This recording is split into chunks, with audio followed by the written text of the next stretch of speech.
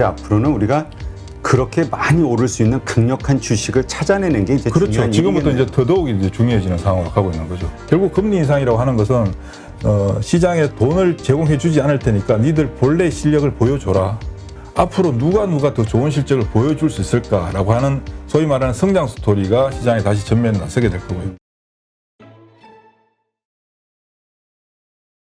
네, 오늘 모신 분은 더원 프로젝트 대표시죠. 홍성학 대표님 모셨습니다. 안녕하세요. 반갑습니다. 네, 안녕하세요. 오랜만에 뵙는데요. 네.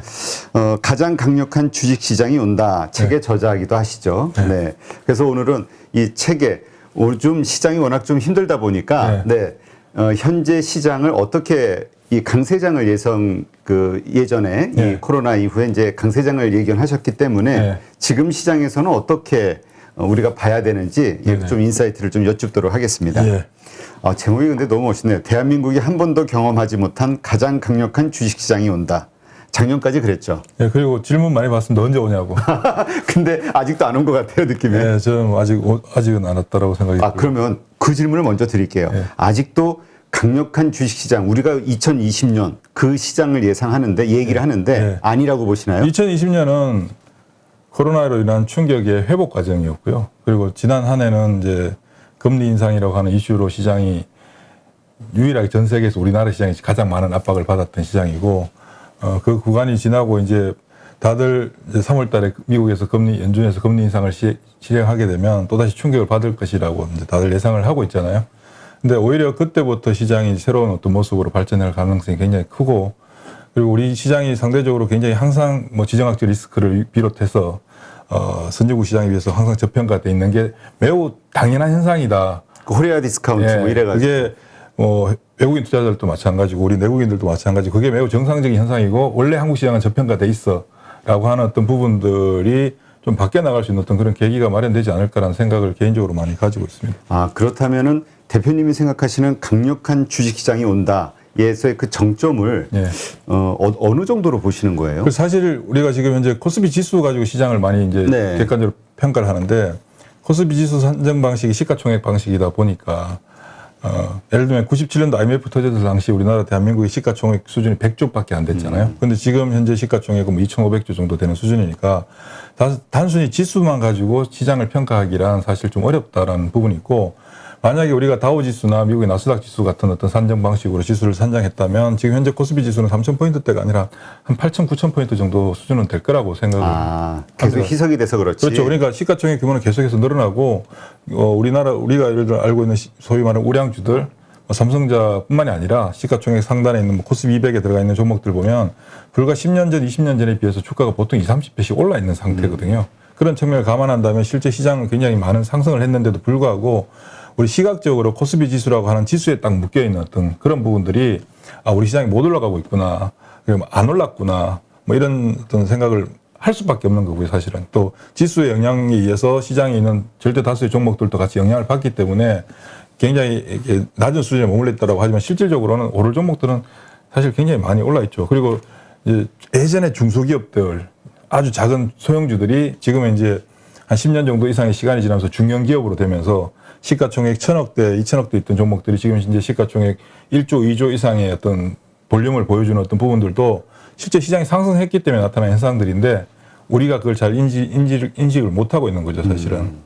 그렇다면 지금 어쨌건 시장이 큰 조정을 받고 있고 또 어떤 분은 이제 하락장의 시작이라고 보시는 분도 있는데 지금보다도 훨씬 강력한 그런 시장, 그런 어떤 주가의 상승이 있는 그런 시장이 올 거라고 보시는 건가요? 저는 계속해서 진행될 거라고 생각을 하고요. 계속 상승해 나갈 것이다. 다만 이제 우리는 시장의 평가, 조금 전에 말씀드렸지만 잣대를 지수만 가지고 평가를 하는 거잖아요. 그러니까 지수만 놓고 본다면 지수는 어차피 상장되어 있는 대다수 상당히 많은 종목들의 평균치를 가지고 평균해 놓은 거니까.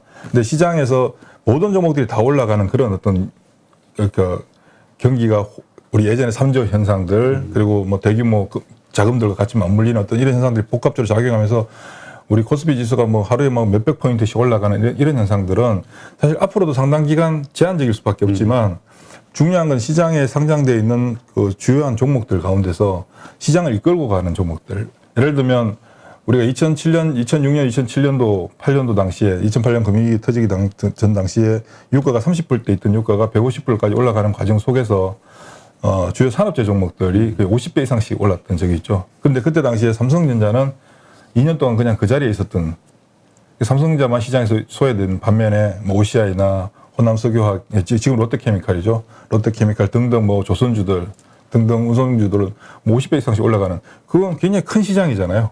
근데 다만 삼성전자부터 지수만 놓고 봤을 때 그렇게 크게 움직이지는 못했다라고 느끼지만 지금도 앞으로 이제 시장은 계속해서 그런 형태의 흐름들을 보일 거라고 저는 보고 있습니다. 그러니까 이제 앞으로는 우리가 그렇게 많이 오를 수 있는 강력한 주식을 찾아내는 게 이제 그렇죠. 중요한 지금부터 일이겠네요. 이제 더더욱 이제 중요해지는 상황으로 가고 있는 거죠. 자, 일단 현재 시장에서 많은 투자자들이 가지고 있는 공포와 관련된 질문을 좀 드릴게요. 네. 사실 많이 올랐잖아요. 코로나 이후에. 이게 이제 사실은 유동성에 의한 네. 버블 아니냐 네. 이렇게 보는 분들도 있거든요. 네. 그리고 지금 금리 인상과 긴축이라는 게 이제 가까이 다가왔기 때문에 네. 이 버블은 꺼질 것이다. 네. 미국도 그렇고 한국도 그렇고 네.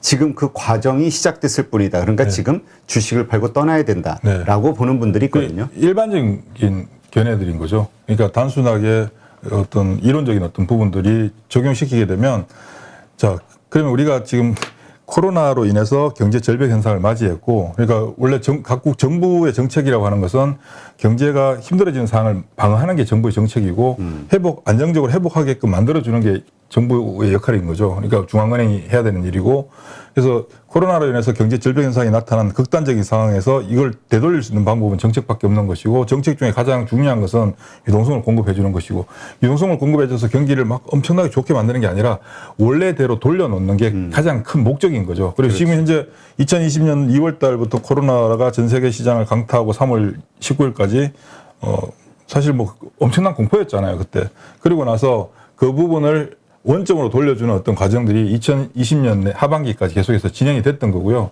그러니까 코로나로 인해서 타격받았던 수준까지 회복하는데 소외됐던 자금들 역할은 충분히 했던 거죠. 그리고 오히려 이제 그런 부분들로 인해서 뭐 요즘은 다시 리오프닝해서 관련된 종목들 코로나로 인해서 타격을 받았던 기업들이 회복되고는 있으나 문제는 코로나로 인해서 반사 이익을 받던 회사들 그리고 그 반사 이익이 단편적으로 뭐 진단 키트나 바이오 뭐 백신이나 이런 쪽이 아니라 산업에서 구조적인 어떤 변화가 발생함으로써 산업 자체가 더 탄탄해지는 어떤 그런 업종들도 분명히 발생한 거죠.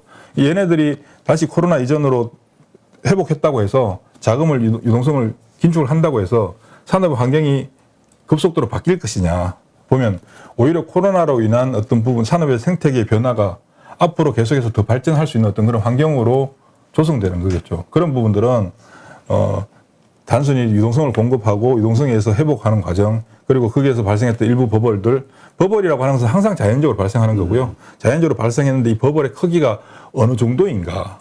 근데 지금 현재 2020년도 3월 20일 이후에 시장이 리턴하고 회복되는 과정에서 발생한 버블은 글쎄요. 많은 분들이 버블이라고 얘기하는데 주식시장에 들어온 자금의 규모를 감안해 본다면 2019년 12월 달에 코로나가 발발하기 전에 뭐 그때 당시 우한 바이러스라고 처음에 표명하고 시장에 충격을 줄 것인가 말 것인가 할 당시에 주식시장에 우리 주식시장의 고객의 탁금 20조였거든요. 20조였는데 코로나가 발생하고 시장이 충격을 받는 과정 속에서 주식시장으로 자금이 100조가 들었어요. 그리고 지금 지난 1년 반 동안 삼성전자를 편입한 개인들이 삼성전자를 산 돈만 하더라도 40조 이상의 돈이 들어갔고요. 시가총액 최상단에 있는 종목들 삼성전자, 하이닉스, 네이버, 카카오 같은 종목들에 개인들이 매수한 자금이 그 60조 정도 되고 현재 고객의 탁금 수준이 65조대이잖아요.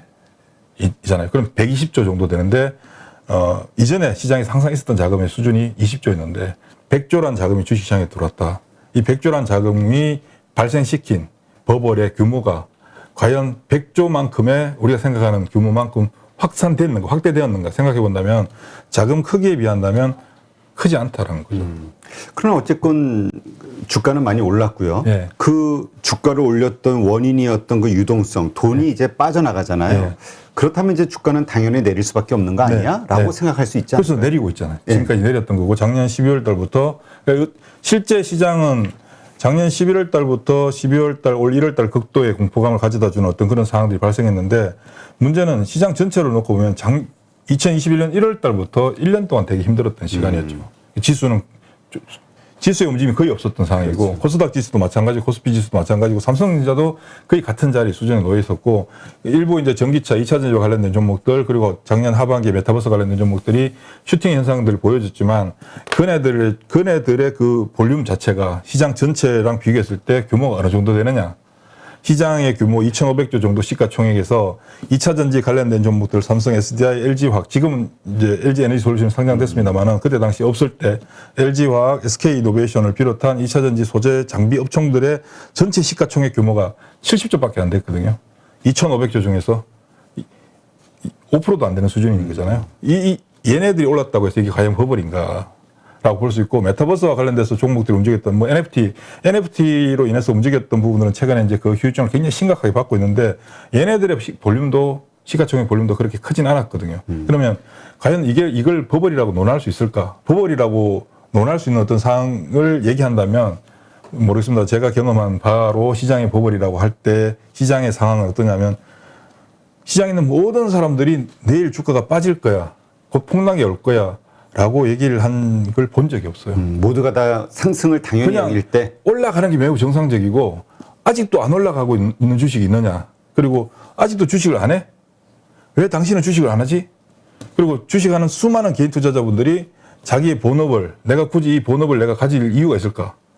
전업을 하는 게 낫겠다라고 하면서 주식시장이 열광하게 되고 그 이후에 발생하는 그 리스크에 대한 관점 자체가 고민 자체가 거의 없는 시점들이 제가 경험한 바로는 그게 버블이었거든요. 근데 지난 우리 시장을 놓고 보면 2020년부터 코로나가 발생해서 주가가 1493포인트인가요? 39포인트까지 빠지고 난 후에 지금까지 전개되는 과정 속에서 시장에서 평가들은 항상 시장은 다시 빠진다 했거든요. 코로나가 해소되지 않았기 때문에 다시 저점을 깰 것이고 그런 뭐 지수가 다시 1500 가고 1600 가고 1700 가고 1800, 2000 가니까 1800 간다, 1600 간다, 그러다가 또 2500 가니까 2000 간다라는 얘기들을 1년 반 동안 했거든요. 그리고 작년 한 해도 계속해서 버블이 터진다. 근데 무슨 버블이 터졌는지, 형성됐는지 잘 모르겠으나 계속 그런 관점에서 끌고 왔는데 지금 이제 올 1월 달에 이제 금리 인상이 이제 가시화되고 확정되고 그에 대한 결과물들이 터져주니까 이제 버블이 꺼지는구나라고 하는데 실제 코스피 지수가 우리가 코로나 발생하기 전에 코스피 지수는 2250, 2300 정도 수준이었거든요. 그게 1000포인트 정도 올라간 거죠. 100조를 가지고 우리 시장에 들어온 자금이 100조를 가지고 한국 주식시장이 1000포인트가 올랐는데 50% 정도? 네. 이게 버블인가? 라고 생각을 저는 개인적으로 하고 있습니다. 그래서 버블은 아니다, 아직은. 네. 한국 주식시장은? 예. 미국 시장은 어떻게 보세요? 미국 시장은, 문제는 미국 시장의 가격만 놓고 본다면 굉장히 버블일 가능성이 높죠. 특히 걔네들의 우리가 시장에서 평가하는 기본적인 PR 밴드를 따졌을 때 우리보다는 두세 배 이상 높은 수준을 계속 유지하고 있는데 문제는 전 세계 모든 자금들이 미국으로 향하고 있고 그다음에 미국의 그 소위 말하는 빅테크라고 하는 그 기업들이 벌어들이는 세상에서 끌어들이는 돈의 규모가 우리의 상상을 초월하는 수준의 돈을 계속해서 가져가고 있잖아요. 그러니까 기본적인 베이스를 갖춘 상태에서 전 세계 모든 돈들이 미국에 몰려 있고 우리나라 시가총액 2,500조인데 미국 시장의 시가총액이 정확하게 제가 잘 모르겠습니다만 8경이 넘을 거라고 보는데 비교도 안 되는 수준이잖아요. 그 많은 그 자금들, 전 세계 모든 자금들이 몰려서 예를 들면 테슬라나 애플 같은 종목들 하루에 거래대금 규모가 30조씩 되는 우리나라 주식시장의 거래대금이 코스피, 코스닥 다 합쳐서 20조밖에 안 되는데 그 정도의 볼륨을 갖고 있으니까 이 버블이다라고 단정을 지을 수는 있겠으나 쉽게 안 꺼지는 거죠. 계속해서 자금들, 전 세계에서 자금들이 몰려가고 우리나라 개인 투자자분들도 다 미국으로 가고 있잖아요. 그렇죠. 서학개미라고 해서. 그러니까 그런 어떤 탄탄한 수요 기반이 계속해서 확충되고 있는 상황이니까 쉽게 꺼지기 힘들 것이다. 그리고 최근에 이제 금리 인상을 하면 상대적으로 가격 리레이팅이 컸던 종목들 이들 종목들이 반사적으로 이제 미래 현금 흐름이 악화되고 미래 현금 흐름이 악화된다는 논리는 성장하는 기업들은 반드시 투자를 계속해서 해야 되는데 투자를 하기 위해서 돈을 써야 되니까 내부 잉여 현금이 줄어들고 투자해야 되는 현금이 늘어나니까 현금 흐름에 문제가 생길 것이다. 그래서 성장주들이 불리하다라고 하는데 여기서 이제 우리가 오판하고 있는 게 뭐냐면 지금 세상에서 돈을 잘 버는 기업들이 누구냐는 거죠. 돈을 잘 버는 기업들이 바로 소위 말하는 성장주라고 하는 그 기업들이 그렇죠. 그들이 돈을 다 가져가고 있는데 오히려 금리가 인상하게 되면 그들이 가지고 있는 그 내부 현금 규모만 가지고도 기타 이익이 더 발생하게 되는 거죠. 현금으로 악화되는 게 아니라 그러면 아마존이나 애플이나 뭐 테슬라나 이런 소위 말하는 빅테크 기업들이 건실하게 계속 진행된다면 그 기업들과 관련된 산업들은 당연히 소위 말하는 떡고물이 떨어질 수밖에 없는 거고 그 비즈니스 그 산업들은 발전할 수밖에 없는 거겠죠. 그래서 단기간에 가격 충격이 발생했으나 최근에 미국 시장에서도 그쪽에 대한 어떤 리바운딩이 굉장히 빠르게 나타나고 있는 게 그 외에 대안을 찾기가 현재 더 힘들어지는 것이고 결국 금리 인상이라고 하는 것은 시장에 돈을 제공해 주지 않을 테니까 니들 본래 실력을 보여줘라. 돈으로 지원해서 살아나는 어떤 과정은 끝났으니까 본래 실력을 보여라. 그 실력은 결국 기업들은 실적이잖아요. 그런 부분들이 이제 시장에서 다시 자리매김을 하게 되는 과정으로 가고 있다. 볼 수 있겠습니다. 그러니까 지금 많은 분들이 생각하는 것처럼 버블이 꺼지고 이제 본격적인 하락이 시작이 됐다. 네. 라고 보지는 않으신다. 아, 그럼요. 그 오히려 3월 금리 인상 이후로는 다시 상승으로 돌아설 그렇죠. 것이다. 근데 그래요. 그냥 버블이 크지가 않고 꺼지지 않을 것이다. 여기까지는 동의하는 분이 있다 하더라도 예. 근데 이게 다시 상승으로 갈 것이냐? 그럼 상승의 모멘텀이 뭐냐? 첫째, 예. 지금 현재 금리 인상이라고 하는 시장의 가장 우리 이제 그 1년 동안 시장을 지배했던 거죠. 작년 2월 달에 예전에 이제 연준 의장 하셨던 앨런 재무부 장관이 테이퍼링에 대한 얘기를 먼저 꺼냈었죠. 그리고 금리 인상이 진행될 수밖에 없음을 시사했고 그 시장의 충격을 가져다 주면서 한 방에 충격을 받는 게 아니라 계속해서 충격을 나눠서 가져갈 수 있게끔 미국 재무부 장관과 연준에서 계속 그렇게 끌어왔고요. 그리고 실제 이제 금리 인상은 시작되면 어떡하나, 시작되면 이제 이 유동성 파티가 끝나게 되면 시장은 다시 하락할 것이다라는 시장의 불안감을 계속해서 제공했던 거죠. 그렇죠. 그리고 그럼에도 불구하고 시장에 있는 사람들은 유동성 소위 말하는 유동성 파티가 계속해서 이어지면 좋겠다라는 희망을 가지고 어떻게 하면 유동성 공급이 지속될 수 있는 방안이 무엇일까? 그럼 유동성을 축소시키려면 물가도 안 올라야 되고 기업들 실적도 안 좋아져야 되고 경기도 안 좋아져야 되는데 그러니까 경기가 조금이라도 나쁜 지표가 나오면 시장이 이렇게 환호를 했죠. 고용 지표가 악화되면 돈을 더 긴축을 안 할 것이니까 그러니까 사실 상식적으로 말이 안 되는 거죠. 경기가 나빠진다고 하면 주가가 올라가고 경기가 좋아진다고 하면 빠지는 이런 기현상들이 나타났던 가장 큰 이유는 계속해서 유동성에 심취해 있었기 때문에 그런 거죠. 유동성이 주는 그 달콤한 과실을 계속해서 나는 가져가고 싶다라는 어떤 욕구가 앞으로 정상적으로 돌아가는 것 자체가 싫다라는 게 이제 시장에 있는 대부분의 시장 참여자들의 전반적인 인식이었는데 이 부분을 지난 1년 동안 계속해서 억눌러주고 이제 올 1월 달에 실제 강도 높게 파월 의장이 강도 높게 발언을 했잖아요. 3월 달에 그렇죠. 금리 인상할 것이고 어쩌면 올해 5번에서 7번까지 할 수 있다. 뭐 얼마든지 시장 충격 받는 거 별로 신경 쓰지 않겠다. 이 정도는 시장 보고 그냥 당신들 죽으세요라고 얘기를 해주는 거랑 동일한데도 불구하고 시장이 빠졌던 충격은 나스닥이 1월 달 한 17% 정도 빠졌죠. 굉장히 많이 빠졌죠. 한 몇 년 동안 해서 가장 큰 폭으로 빠졌는데 이전에 상승했던 부분에 비교해 본다면 그다지 그렇게 놀랄 만한 어떤 충격은 아니었고 다음 우리 같은 경우는 더 놀랐던 거죠. 왜냐하면 우리는 대한민국 시장이 굉장히 불리한 게 우리는 선진국 수준의 경제 환경을 가지고 있음에도 불구하고 주식시장이라고 하는 이곳에서만큼은 신흥국으로 불리다 그렇죠. 보니까 이머징 마켓에서 가장 큰 포션을 차지하는 게 한국 시장이고 시장 간의 자금 이동이 일어날 때 이머징 마켓에서 자금이 인출될 때는 한국이 주타켓이 되는 것이고 어떤 그런 시장 형태에 따라서 우리가 많은 타격을 받았던 게 사실이죠. 그러나 궁극적으로 이제 금리가 인하되는 국면을 지나서 금리가 인상으로 전환되게 되면 자, 우리가 그럼 과거에도 금리가 인상되고 금리가 인하되는 구간들이 있었는데 과연 금리가 인하되는 구간만 주가가 올라갔고 금리가 인상되는 구간은 주가가 폭락했던가 역사적으로 금융시장 역사적으로 되돌아보면 주가의 폭락이 가장 심하게 나타나는 국면이 보통 언제냐면 금리가 인상되다가 기준금리를 인상시키다가 인상된 기준금리가 동결되고 인하로 넘어갈 때 이때가 이제 경기의 정점을 기록한 후에 연착륙을 시키기 위한 전략이잖아요. 그때가 이제 주식시장이 가장 큰 타격을 받는 것이고 가장 가까운 시기에 금리를 인상했던 시기는 2015년인가요?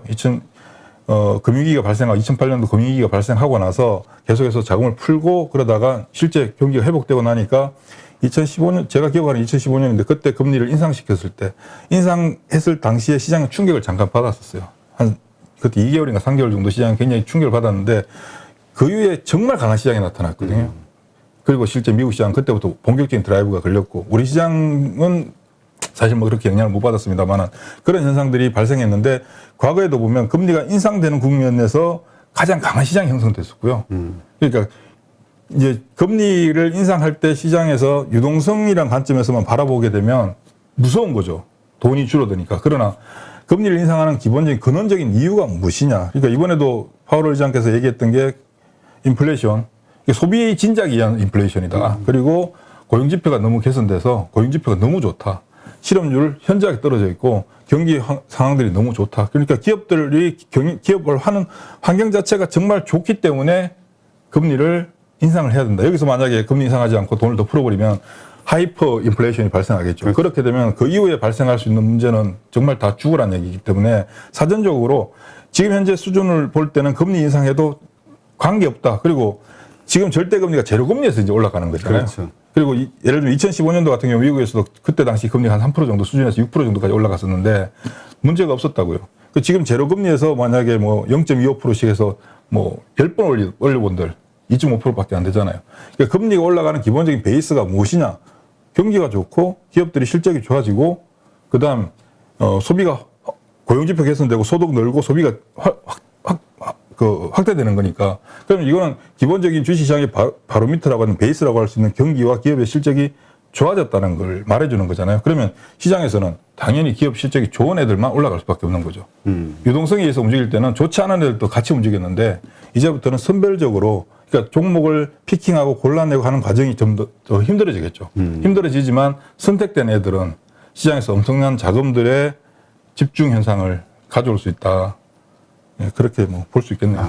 그러니까 그러한 이유로 오히려 3월 연준의 금리 인상 이후에 지금의 조정으로 어려운 시장이 이제 강한 상승장으로 변환될 수가 있다. 그렇죠. 보통 이제 유동성을 공급하다가 유동성을 이제 긴축을 들어가게 되면 그 과정이 이제 과도기적인 과정에서 시장 충격을 항상 받거든요. 네. 그 충격 받는 과정들이 최근에 나타난 어떤 흐름들 보면 과거에도 나타났던 현상들이 그대로 재현되고 있는 것이고 문제는 자, 지금 이제 많은 분들께서 걱정하고 계시는 게 3월 달에 금리 인상을 실제 단행했을 때 시장은 당연히 빠질 것이야.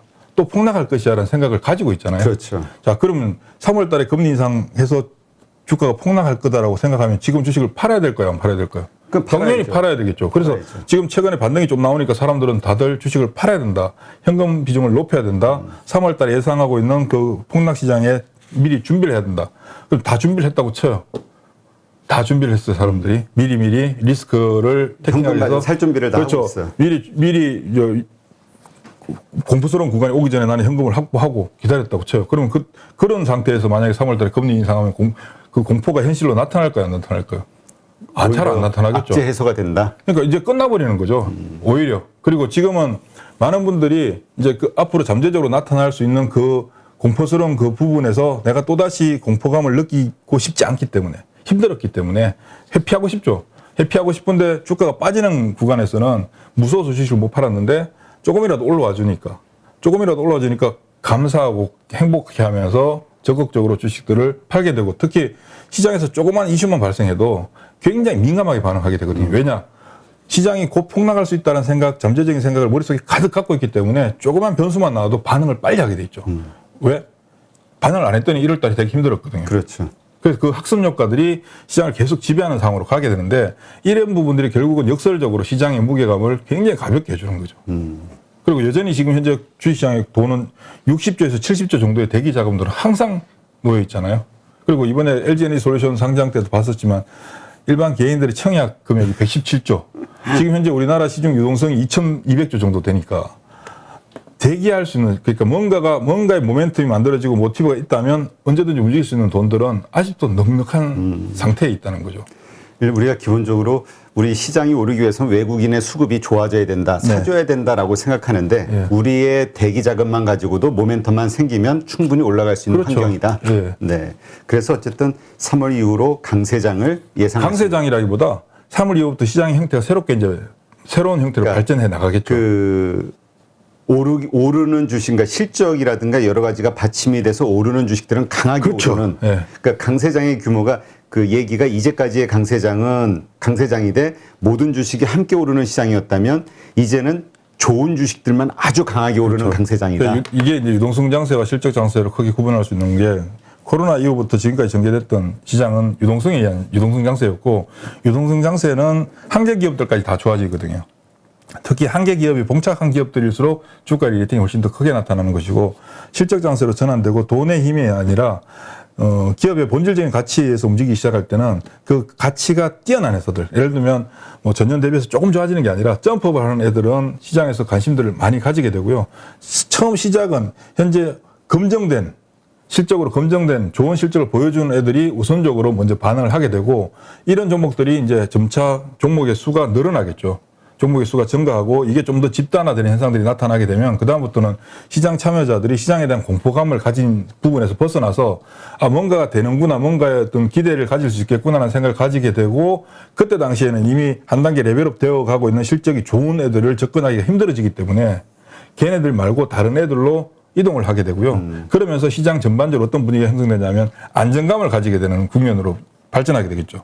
그 이후부터는 뭘 또 시장에서 찾게 되냐면 지금 좋은 실적을 보인 종목이 아니라 앞으로 누가 더 좋은 실적을 보여줄 수 있을까라고 하는 소위 말하는 성장 스토리가 시장에 다시 전면에 나서게 될 거고요. 그때부터는 시장의 움직임이 보다 빨라지고 강해지는 현상들이 형성될 겁니다. 그게 제가 보는 뭐 제가 알 수는 없습니다만 제가 보는 시기로 보면 4월, 5월 달 정도 되면 그런 현상들이 나타날 것이다라고 생각이 들고요. 네, 알겠습니다.